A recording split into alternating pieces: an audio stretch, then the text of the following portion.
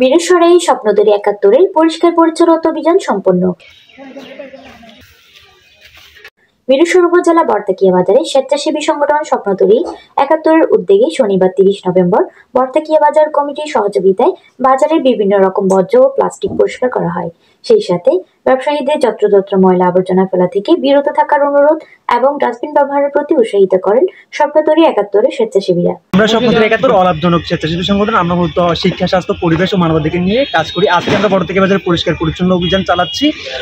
আশা করছি আপনারা সবাই।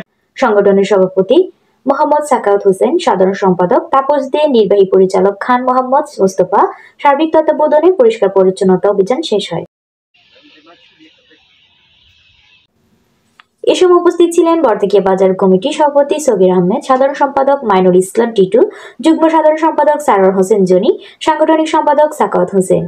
পরিষ্কার পরিচ্ছন্ন কর্মসূচিতে অংশগ্রহণ করেন স্বপ্নদরী ৭১-এর সিনিয়র সহসভাপতি মোহাম্মদ মোবারক হুসাইন, পাঠাগার সম্পাদক শিহাবুদ্দিন, দপ্তর সম্পাদক বেলাল উদ্দিন, মহিউদ্দিন নিশাত, সদস্য নুরুস সালাম বাহিদ, নাইমুর রহমান রাহিম, রাকিব, রাশেদুল ইসলাম, সাকিব, কাউসার, মোহাম্মদ আলতাফ উদ্দিন, মোহাম্মদ রিয়ান, নাফিউল আতিক, মেহেদি হাসান, ফরহাদ প্রমুখ।